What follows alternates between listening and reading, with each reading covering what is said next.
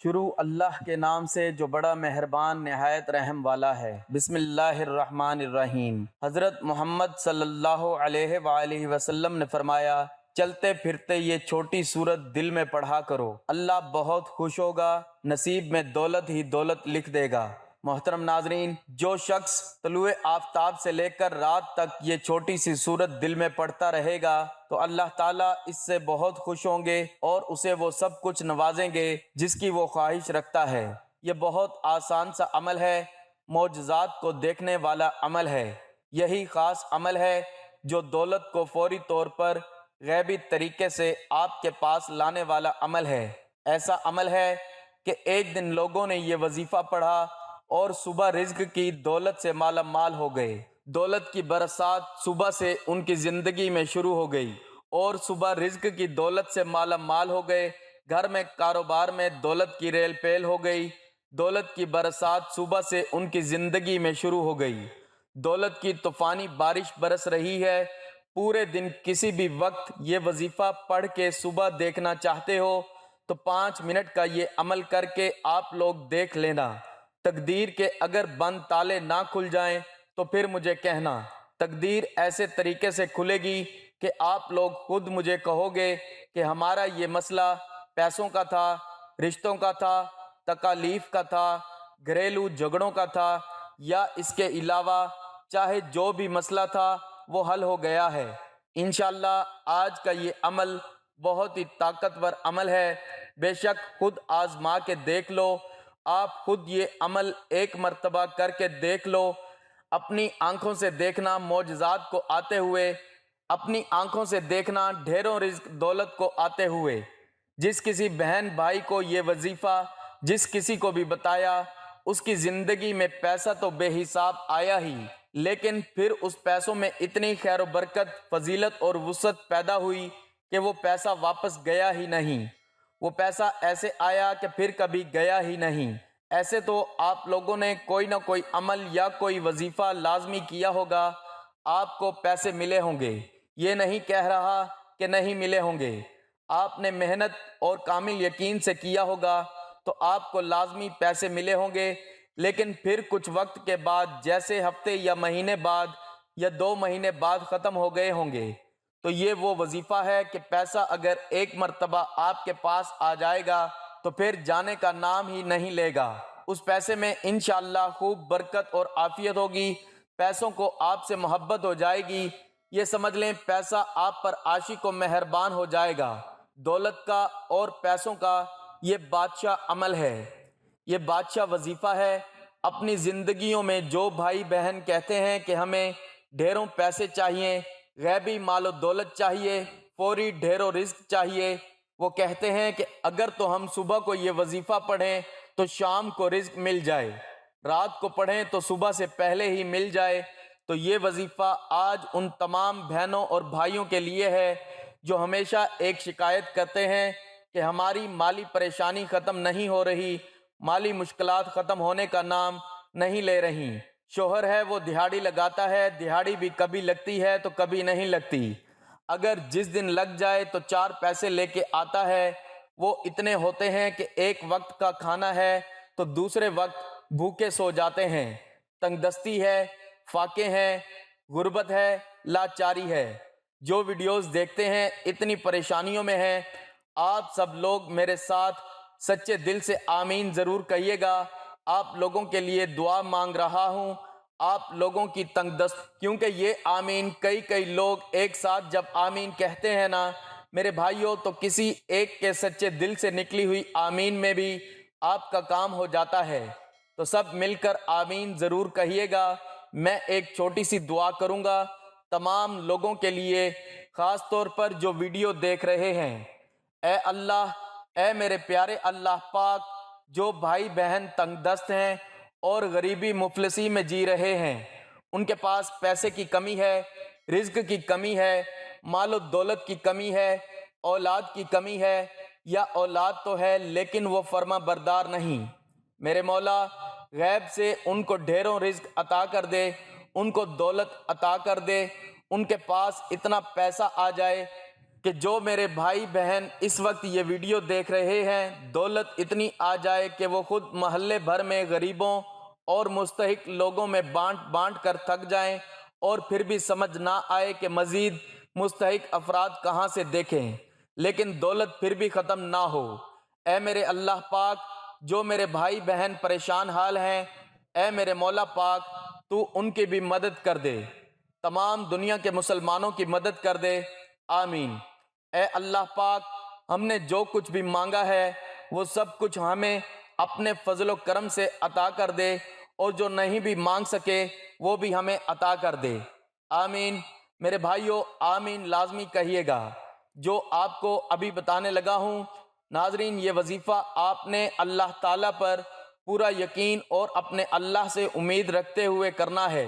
کسی بھی صورت آپ کو مایوس نہیں ہونا، کیونکہ اچھے اور برے حالات ہمیشہ کے لیے نہیں ہوتے، اس لیے آپ نے نا امیدی کا شکار نہیں ہونا، کیونکہ زندگی بھی عجیب ہے۔ کبھی کبھی یہ اتنی خوبصورت لگتی ہے کہ جی چاہتا ہے کہ ہمارا ناطہ ہمیشہ کے لیے زندگی سے جڑا رہے، کبھی بھی یہ ناطہ نہ ٹوٹے، اور کبھی جب زندگی ہماری امیدیں اور توقعات پوری کرنے میں ناکام رہتی ہے تو دل کرتا ہے کہ یہ زندگی جلد ختم ہو جائے، مگر یہ حقیقت ہے کہ دکھ اور درد میں وقت طویل سے طویل تر ہوتا جاتا ہے۔ اسی طویل سفر سے انسان ہار کر مایوسی کا شکار ہو جاتا ہے۔ انسان خود بھی سمجھ نہیں پاتا کہ آخر اس ساری صورتحال سے کیسے نمٹا جائے۔ انسان کی فطرت ایسی ہے کہ اسے زندگی میں سب کچھ اپنے مطابق چاہیے، سب اس کی مرضی اور منشا کے مطابق نہیں ہوتا تو وہ نا امید اور مایوس ہو جاتا ہے، ساتھ ہی اسے احساس ستاتا ہے کہ اب اسے مزید نہیں جینا۔ انسان بنیادی طور پر جلد باز واقع ہوا ہے، اسے اگر کچھ حاصل کرنا ہو تو وہ اس کے لیے تگ و دو کرتا ہے، دعائیں مانگتا ہے، محنت کرتا ہے، مگر جب اس کی منشا کے مطابق اس کو پھل نہیں ملتا تو وہ تھک جاتا ہے، اور اسی تھکن میں وہ مایوسی کے اندھیرے میں اپنا وجود، اپنی امید اور اپنا یقین کھو بیٹھتا ہے۔ اسے زندگی بے رنگ لگنا شروع ہو جاتی ہے، دوسرے الفاظ میں اس کی زندگی میں دلچسپی ختم ہو جاتی ہے۔ مگر یاد رکھیے کہ کچھ بھی ہمیشہ کے لیے نہیں ہوتا۔ وقت کی ایک خوبصورتی ہے کہ یہ کبھی بھی ایک جیسا نہیں رہتا، مشکل ہو تو آسانی بھی مل ہی جاتی ہے۔ حالات چاہے جتنے بھی کٹھن ہوں، مشکلات کے بادل جتنے بھی کالے کیوں نہ ہوں، آسانی کی صبح کا سورج ضرور طلوع ہوتا ہے۔ نہ دکھ سدا رہتا ہے اور نہ سکھ، ایسے ہی ناکامی اور کامیابی بھی ہمیشہ کے لیے نہیں ہے۔ اس لیے سب سے اہم بات یہ ہے کہ انسانوں کو کبھی بھی مایوس نہیں ہونا چاہیے، بلکہ مشکلات کے آنے پر مایوسی کے اندھیروں میں بھی امید اور یقین کا چراغ جلاتے رہنا چاہیے، کیونکہ اگر انسان مایوسی کے اندھیرے میں امید کا چراغ جلاتا ہے تو اس کی روشنی انسان کے وجود کو منور کر دیتی ہے۔ اس روشنی سے انسان باطنی اور ظاہری طریقے سے مزید مضبوط ہو جاتا ہے۔ وہ سمجھ جاتا ہے کہ یہ ناکامیاں اور مشکل وقت سب عارضی ہے۔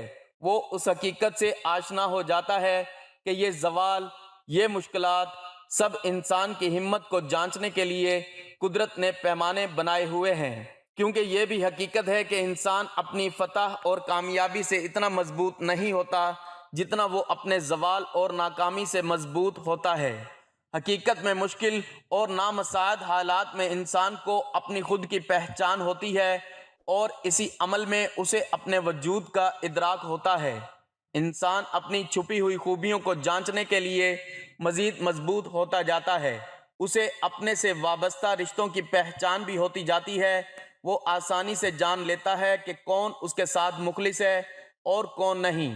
انسان کے لیے مشکل وقت گزارنا بہت مشکل ہوتا ہے، اور اس وقت کو مزید مشکل انسان کے اپنے منفی خیالات بناتے ہیں۔ انسان حقیقت میں اپنے خیالات کے ذریعے ہی یرغمال بن جاتا ہے، اور وہ سمجھتا ہے کہ وہ زندگی کی دوڑ سے باہر ہو گیا ہے، اس کے دیگر ساتھی بہت آگے نکل چکے ہیں اور وہ سب سے پیچھے اور سب کچھ ہار گیا ہے۔ منفی خیالات صورتحال کو مزید پیچیدہ کر دیتے ہیں اور انسان کی سوچ کو مزید الجھا دیتے ہیں۔ اس لیے اگر مشکل حالات آ جائیں تو سب سے پہلے اپنے خیالات کو مثبت رکھیں۔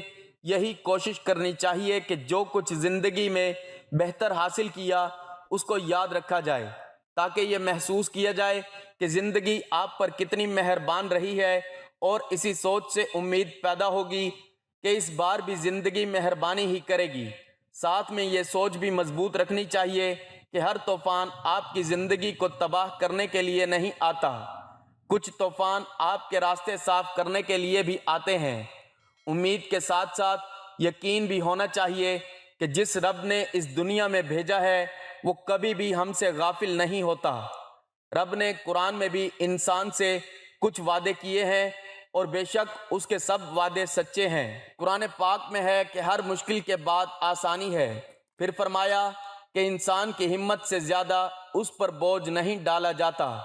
اس لیے انسان جب امید اور یقین کا دامن تھام لیتا ہے تو یہ احساس اس کے وجود میں گھر کر جاتا ہے کہ امید اور یقین ہی وہ واحد سہارے ہیں جن کے ذریعے وہ اپنے مشکل اور ناپسندیدہ حالات سے نبرد آزما ہو سکتا ہے۔ حقیقت میں امید اور یقین کا چراغ بہت ہی خوبصورت اور قیمتی چیز ہے۔ یقین جانیں یہ چراغ ایسا ہے کہ جو کسی بھی مردہ وجود اور بے جان خواہشات کے اندر ایک نئی روح پھونک دیتا ہے۔ اس چراغ کی روشنی اتنی خوبصورت اور معطر ہے کہ انسان اس کی خوشبو سے خود کو پرنور محسوس کرتا ہے، کیونکہ اس کی روشنی اپنے اندر ایک خاص جادوئی طاقت رکھتی ہے، اور اسی جادوئی طاقت کے ذریعے انسان کی سب مایوسی اور پریشانی ختم ہو جاتی ہے۔ اس لیے مشکل حالات کو اپنے رویے سے مشکل ترین نہ بنائیں، بلکہ امید اور یقین کو تھام کر رکھیں گے تو ہر مشکل سفر بآسانی کر سکیں گے، کیونکہ قرآن پاک میں ارشاد ہوا ہے۔ ترجمہ: تم فرماؤ اے میرے وہ بندو جنہوں نے اپنی جانوں پر زیادتی کی، اللہ کی رحمت سے نا امید نہ ہوں، بے شک اللہ سب گناہ بخش دیتا ہے، بے شک وہی بخشنے والا مہربان ہے۔ اس میں اللہ تعالیٰ نے اپنے بندوں پر اپنی کامل رحمت، فضل اور احسان کا بیان فرمایا ہے۔ چنانچہ ارشاد فرمایا کہ اے حبیب صلی اللہ تعالی علیہ وآلہ وسلم، آپ فرما دیں کہ اللہ تعالیٰ ارشاد فرماتا ہے، اے میرے وہ بندو جنہوں نے کفر اور گناہوں میں مبتلا ہو کر اپنی جانوں پر زیادتی کی، تم اللہ تعالیٰ کی رحمت سے مایوس نہ ہونا، اور یہ خیال نہ کرنا کہ ایمان قبول کر لینے کے بعد سابقہ کفر و شرک پر تمہارا مواخذہ ہوگا۔ بے شک اللہ تعالیٰ اس کے سب گناہ بخش دیتا ہے جو اپنے کفر سے باز آئے اور اپنے گناہوں سے سچی توبہ کر لے۔ بے شک وہی گناہوں پر پردہ ڈال کر بخشنے والا اور مصیبتوں کو دور کر کے مہربانی فرمانے والا ہے۔ اس آیت کے شان نزول کے بارے میں متعدد روایات ہیں۔ ان میں سے ایک یہ ہے، حضرت عبداللہ بن عباس رضی اللہ تعالی عنہما فرماتے ہیں، مشرکوں کے کچھ آدمیوں نے بارہا قتل و زنا کا ارتکاب کیا تھا۔ یہ لوگ نبی کریم صلی اللہ علیہ وآلہ وسلم کی بارگاہ میں حاضر ہوئے اور کہنے لگے کہ جو کچھ آپ فرماتے ہیں وہ باتیں تو بہت اچھی ہیں، لیکن ہمیں تو یہ معلوم ہو جائے کہ کیا ہمارے اتنے سارے گناہوں کا کفارہ ہو سکتا ہے۔ اس پر یہ آیت نازل ہوئی، اور وہ جو اللہ کے ساتھ کسی دوسرے معبود کی عبادت نہیں کرتے اور اس جان کو ناحق قتل نہیں کرتے جسے اللہ نے حرام فرمایا ہے، اور بدکاری نہیں کرتے، اور یہ آیت نازل ہوئی۔ ترجمہ: تم فرماؤ اے میرے وہ بندو جنہوں نے اپنی جانوں پر زیادتی کی، اللہ کی رحمت سے مایوس نہ ہونا۔ اس لیے ہمیں اللہ تعالیٰ کی رحمت اور مغفرت سے مایوس نہیں ہونا چاہیے۔ اس آیت سے معلوم ہوا کہ بندے سے اگرچہ بڑے بڑے اور بے شمار گناہ صادر ہوئے ہوں، لیکن اسے اللہ تعالیٰ کی رحمت اور مغفرت سے مایوس نہیں ہونا چاہیے، کیونکہ اللہ تعالیٰ کی رحمت بے انتہا وسیع ہے، اور اس کی بارگاہ میں توبہ کی قبولیت کا دروازہ تب تک کھلا ہے جب تک بندہ اپنی موت کے وقت غرغرہ کی حالت کو نہیں پہنچ جاتا۔ اس وقت سے پہلے پہلے بندہ جب بھی اللہ تعالیٰ کی بارگاہ میں اپنے گناہوں سے سچی توبہ کر لے گا تو اللہ تعالیٰ اپنے فضل و رحمت سے اس کی توبہ قبول کرتے ہوئے اس کے سب گناہ معاف فرما دے گا۔ اللہ تعالیٰ کی رحمت اور مغفرت کی تو کیا بات ہے۔ چنانچہ حضرت انس بن مالک رضی اللہ تعالیٰ عنہ سے روایت ہے، نبی اکرم صلی اللہ تعالیٰ علیہ وآلہ وسلم نے فرمایا، اللہ تعالیٰ ارشاد فرماتا ہے، اے انسان، جب تک تو مجھ سے دعا کرتا اور امید رکھتا رہے گا میں تیرے گناہ بخشتا رہوں گا، چاہے تجھ میں کتنے ہی گناہ ہوں مجھے کوئی پرواہ نہیں۔ اے انسان، اگر تیرے گناہ آسمان تک پہنچ جائیں پھر تو بخشش مانگے تو میں بخش دوں گا، مجھے کوئی پرواہ نہیں۔ اے انسان، اگر تو زمین بھر گناہ بھی میرے پاس لے کر آئے لیکن تو نے شرک نہ کیا ہو تو میں تمہیں اس کے برابر بخش دوں گا۔ اس آیت کا مفہوم مزید وضاحت سے سمجھنے کے لیے امام غزالی رحمۃ اللہ تعالی علیہ کا یہ کلام ملاحظہ فرمائیں، جو شخص سر تا پا گناہوں میں ڈوبا ہوا ہو، جب اس کے دل میں توبہ کا خیال پیدا ہو تو شیطان اس سے کہتا ہے کہ تمہاری توبہ کیسے قبول ہو سکتی ہے؟ وہ یہ کہہ کر اسے اللہ تعالیٰ کی رحمت سے مایوس کر دیتا ہے۔ تو اس صورت میں ضروری ہے کہ مایوسی کو دور کر کے امید رکھے اور اس بات کو یاد کرے کہ اللہ تعالیٰ تمام گناہوں کو بخشنے والا ہے، اور بے شک اللہ تعالیٰ کریم ہے جو بندوں کی توبہ قبول کرتا ہے۔ نیز توبہ ایسی عبادت ہے جو گناہوں کو مٹا دیتی ہے۔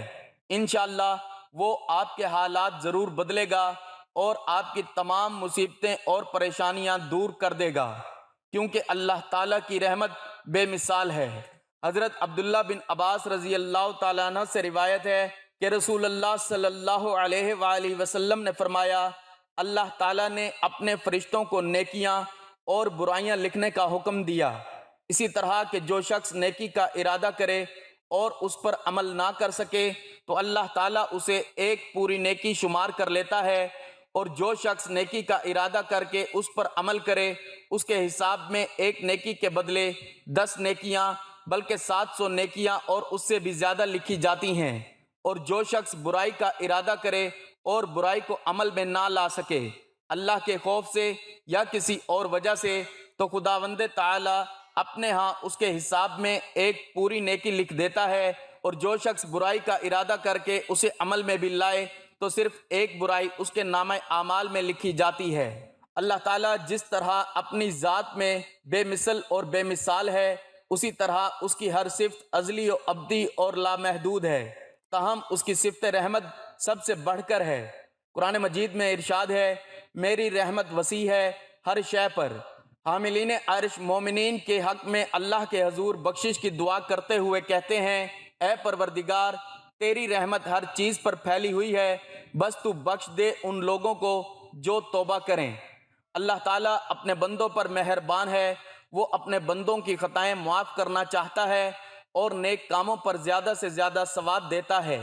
ارشاد باری تعالیٰ ہے، جو کوئی ایک نیکی لاتا ہے اس کے لیے 10 گنا اجر ہے، اور جو کوئی ایک برائی لاتا ہے تو اسے بس اس کی جزا ملے گی، اور لوگوں پر ظلم نہیں کیا جائے گا۔ اللہ تعالیٰ اپنے بندوں پر بے حد مہربان ہے، بس اس کی رحمت کا دروازہ کھٹکھٹانے کی ضرورت ہے۔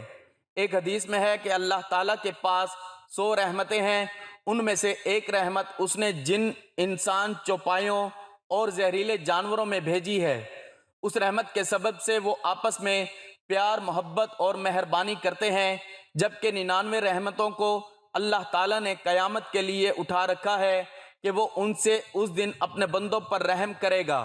ایک روایت میں ہے کہ ایک شخص جس نے کبھی کوئی نیک کام نہیں کیا تھا، موت کے وقت اپنے گھر والوں سے کہا کہ جب میں مر جاؤں تو مجھے جلا دینا، پھر آدھی راکھ جنگل میں اڑا دینا اور آدھی دریا میں بہا دینا۔